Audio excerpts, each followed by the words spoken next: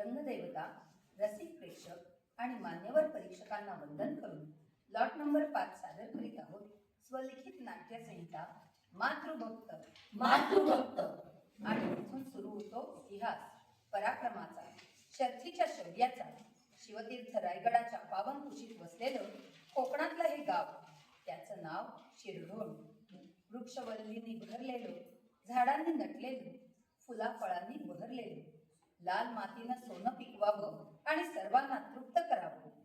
कर्नाळा किल्ल्याचे किल्लेदार असलेले फडके आजोबा आपल्या लहानग्या नातवासोबत शेतावर आले होते. आजोबा आजोबा, तुम्ही दरवर्षी नवीन 100 झाडं का लावता? कारण बाळा, झाडं म्हणजे आपलं वैभव आहे. आपलं सारं दरगळून देतं. तुला आंबे खायला आवडतात ना? तू मोठा झाल्यावर तुला भरपूर फळं खायला मिळावी म्हणून आज मी ही झाडं लावली आहेत. बरं, चल आपल्या सगळ्या झाडांना पाणी घालून झालं. सगळी रोपं कशी तरारून आली आहेत. आजोबा, मी मोठा झालो की यातले आंबे माझ्या सवंगड्यांना पण देणार, चालेल ना? हो, अगदी बरोबर बोलतोयस बाळा, चालेल. आजोबा, मी आता खेळायला जातो. आज आम्ही लढाईचा खेळ खेळणार आहोत. अरे हो, पण थांब, पळू नकोस. आणि हो, जाता येता कोणाच्या कोड्या काढू नकोस. आजोबा, मी पळालो, आता नाही सापडणार तुम्हाला. हा पळा, आता काय मला सापडायचा नाही. भगवंता, तुझ्या कृपेचा आशीर्वाद हा माझा नातू. नाव सुद्धा तुझंच ठेवलं आहे. त्यामुळे ती काय त्याच्या कोड्याही अगदी तुझ्या कृष्णलीलांसारख्याच. आता मी आपल्या घरात जातो.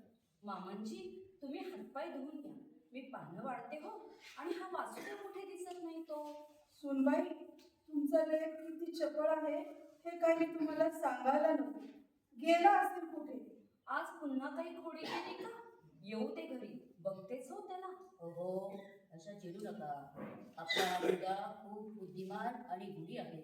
म्हणून काय, किती त्या खोड्या कराव्या? अहो, तो शाळेतल्या गुरुजींना सुद्धा धडा शिकवतोय. अगं बाई, तो कसा काय?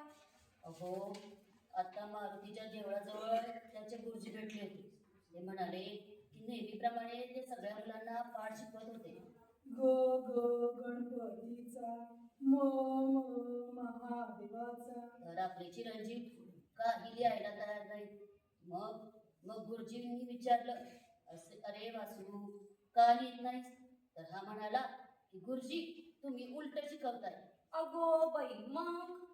तेच तर ना, महादेव हे गणपतीचे वडील ना. मग आधी म महादेवाचा, मग ग गणपतीचा. यावर गुरुजी म्हणाले, ठीक आहे बाबा, तसं तर तसं. तर याने काय उत्तर दिले बघा, आला आहे तोच सांगेल. तेच तर ना, ग म असं नाही, मग अभ्यास मग. काय करावं बाई याच्या खोड्यांना? थांब वासुदेवा, पळू नकोस. आई आई नको ना. चल, उद्या तर शाळेला सुट्टी आहे. उद्या आम्ही पूर्ण दिवस खेळणार. बरं, ठीक आहे. आजचं सांगितलेलं काम नीट कर. आणि दुसऱ्या दिवशी सकाळी बघतात तर काय, आई सकाळपासून वासुदेवाचा घरात पत्ता नाही. आज मामांजींबरोबर वाडीत जाताना पण दिसला नाही. अहो, गेला असेल इथे कुठेतरी खेळायला. असाही काल म्हणला होता ना, आज सुट्टी आहे, मी खेळायला जाणार. अरे बळवंता, ही वाडीतून पण केव्हा झालोय? आता दुपार व्हायला आली, तेव्हा ना तो घरी यायला हवा होता. काळजी वाटते. आपल्या गावातील उल्हास नदीला केवढा पूर आला आहे. हा पोहायला तर नाही ना गेला? थांबा, काळजी करू नका, मी स्वतः जातो आणि पाहून येतो. मी पण शेजारी पाजारी विचारतो, कुठं गेलाय का खेळायला ते. संपूर्ण दिवसभर शोधाशोध झाली. तिन्ही सांज व्हायला लागली. सगळ्या गावभर त्याचा शोध घेतला, पण पोराचा काही पत्ता नाही.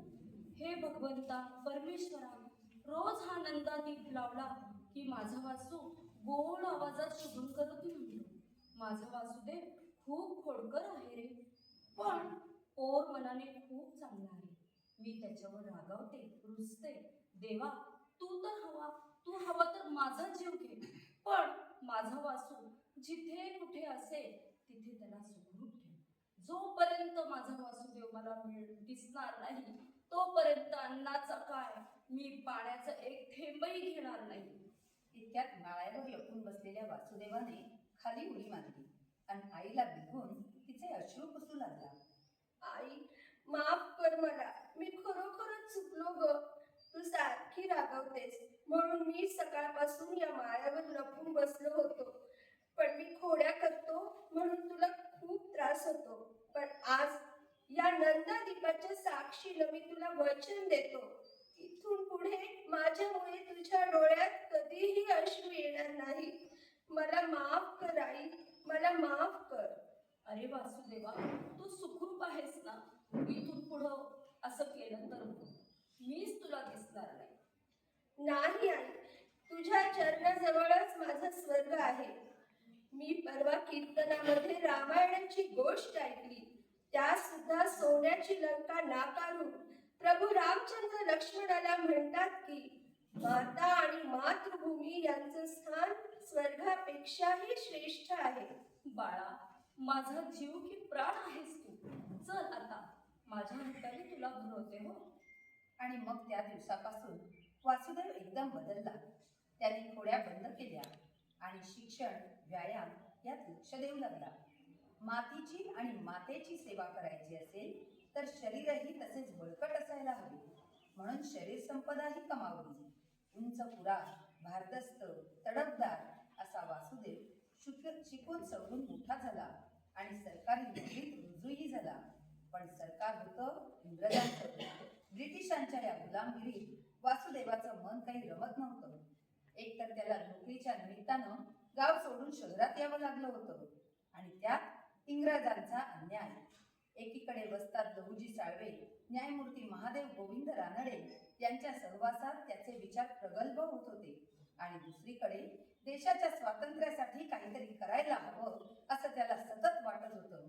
तशातच एक दिवस गावावरून पत्र आलं. बाबांनी असं अचानक पत्र धाडलं आणि ताबडतोब गावी बोलावलं. आईची तब्येत ठीक नाही असं लिहिलं आहे. मला गेलं पाहिजे, ताबडतोब गेलं पाहिजे. आत्ताच या गोऱ्या साहेबाकडे हा अर्ज देतो.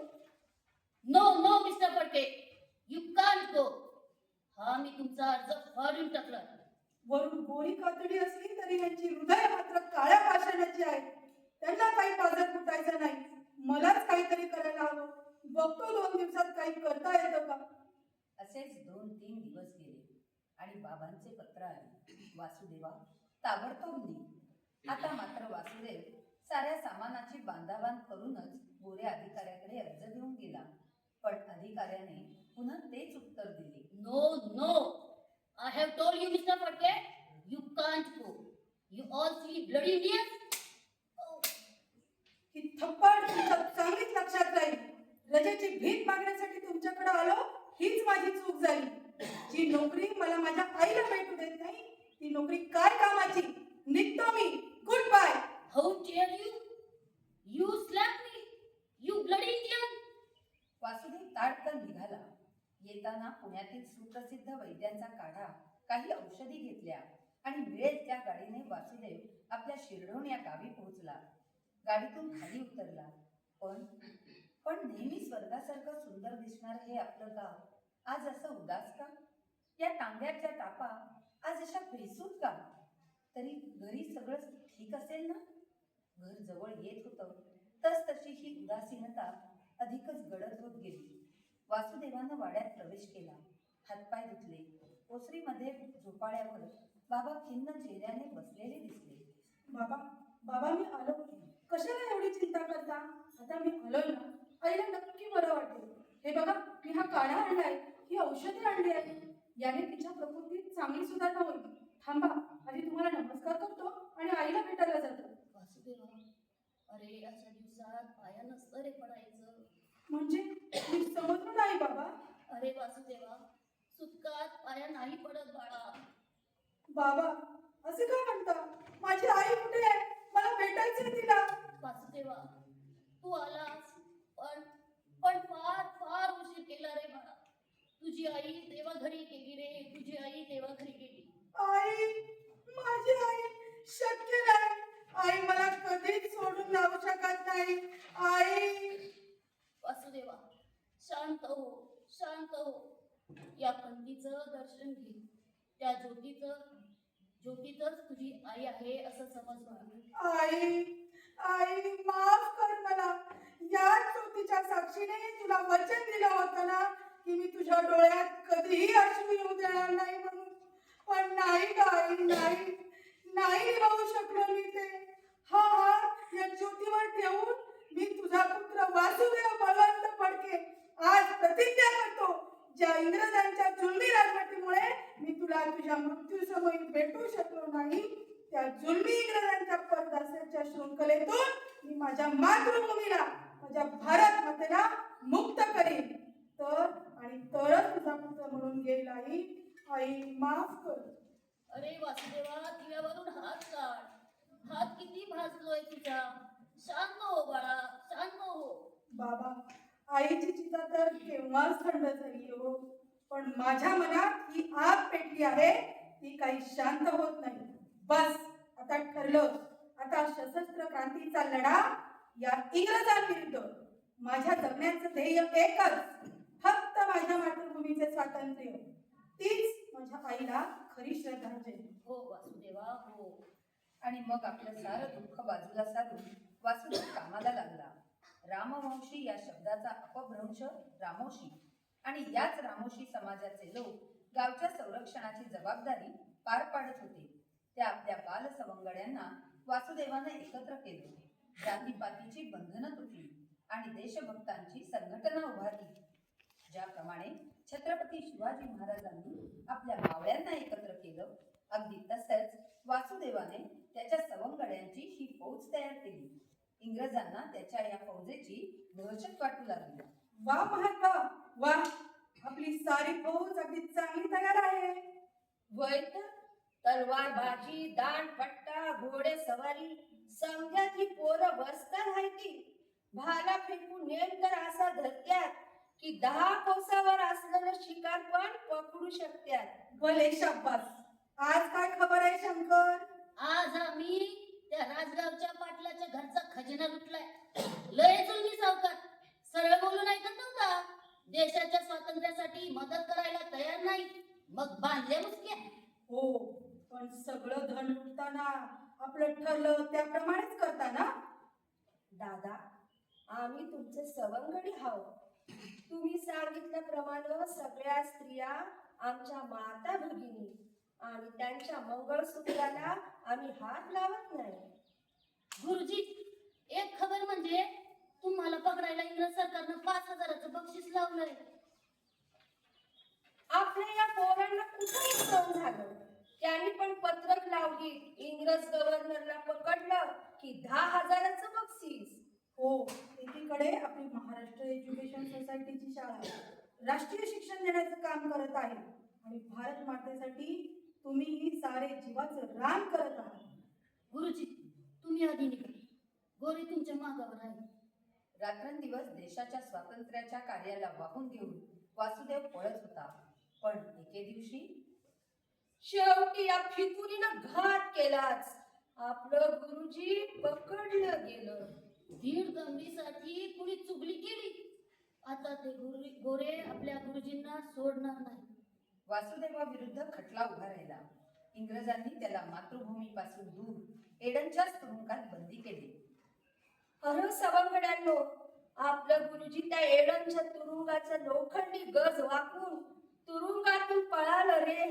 पण त्या वाळवंटात त्या गोरांनी उंटावरून त्यांचा पाठलाग केला आणि त्यांना पकडलं. आणि आता तर त्यांच्या हातापायाला करून मोठ्या लोखंडी बेड्या घातल्या. देवा देवा, वाचव रे आमच्या गुरुजींना. इकडे तुरुंगात होणारे हाल, वासुदेवाने केलेले उपोषण यामुळे त्यांची तब्येत अधिकच ढासळली आणि तो काळा दिवस उगवला. आई, मी तुझं लेकरू आज तुझ्याकडे येतो. या जन्मी जमेल तेवढी तुझी सेवा केली, पण आज मी आनंदाने तुझ्याकडे येतो. पुढचा जन्म मला तुझ्याच कुशीत येऊ दे आई, आणि तो तुझ्याच सेवेला वाहील. आई, माझी माता, माझी मात सरणावरती आज आमुची पेटतात प्रेते, सरणावरती आज आमुची पेटतात प्रेते, उठतील त्या ज्वालातून भावी क्रांतीचे नेते, भावी क्रांतीचे नेते. असे म्हणत म्हणत हा मातृभक्त अनंतात विलीन झाला. आज त्यांची मातृभक्ती आपल्या सर्वांना प्रेरणा देत आहे. भारत हमारी माँ है, माता का रूप प्यारा, करना इसी की रक्षा, कर्तव्य है हमारा, कर्तव्य है हमारा. जय हिंद. भारत माता की जय.